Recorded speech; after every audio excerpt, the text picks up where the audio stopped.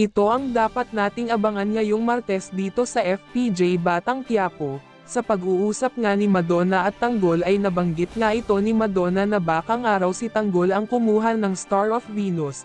Kaya naman inalerto nga ni Tanggol ang kanyang mga kaibigan na magdoble ingat sila dahil nagdududa pa rin sila Marcelo na talagang sila ang kumuha ng diamante.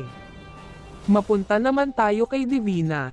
Dito nga ay tinawagan na nga ni Divina si Mr. Jeronimo at sinabi nga niya na iaalok nga raw niya sa kanya ang tinatawag nilang Star of Venus. At pumayag nga si Mr. Jeronimo at magkikita nga raw sila sa kanyang mansyon, dahil dito ay agad naman pinaalam ni Divina kay Tanggol na meron na silang buyer ng diamante at agad din naman silang pinapunta ni Divina.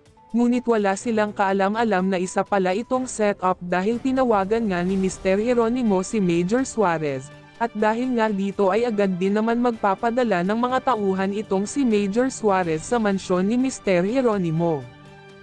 At dito naman tayo sa mansyon ng mga kabalyero, sinabi nga ni Catherine na nagpakasal nga siya sa isang demonyo at dahil nga sinasaktan nga siya ni Jesus at dito ay sumagot si Mamita kay Catherine, at siya pa nga ang napasama dahil nga raw si Catherine ang may pagkukulang sa kanyang asawang si Jesus kaya naging marahas ito at laking gulat nga ni Catherine sa mga sinabi ni Doña Batina.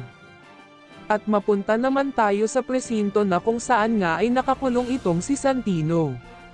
Dahil nga alalang-alala si Marites sa kanyang anak na si Santino ay dinalaw nga niya ito sa bilangguan at sa kanyang pagdalaw ay sinabi nga ni Santino na wag na siyang intindihin. Mas lalo pang araw siyang nag-alala sa kanyang ina dahil nagpapagaling pa lang ang kanyang mga sugat. At dito ay pinuntahan na nga ni Marites si Rigor at nagmakaawa ito at lumuhod sa harapan ni Rigor na kung pwede sana ay palabasin na nga niya si Santino. Ngunit pinatayo nga siya ni Rigor dahil nakakahiya nga raw ang ginagawa ni Marites, at nagsabi nga si Marites at sinabi nga niya ito kay Rigor na piliin nga niya ang pagiging isang ama. Subalit hindi nga pinakinggan ito ni Rigor at sinabi nga ni Rigor na husgado na nga raw ang magpapasya kung may kasalanan o wala si Santino.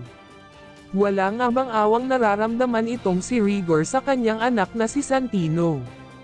Ano kaya ang kahihinatnan ni Santino sa kulungan? Ito ang dapat nating abangan dito sa FPJ Batang Quiapo. Please like and subscribe our channel. Maraming salamat po.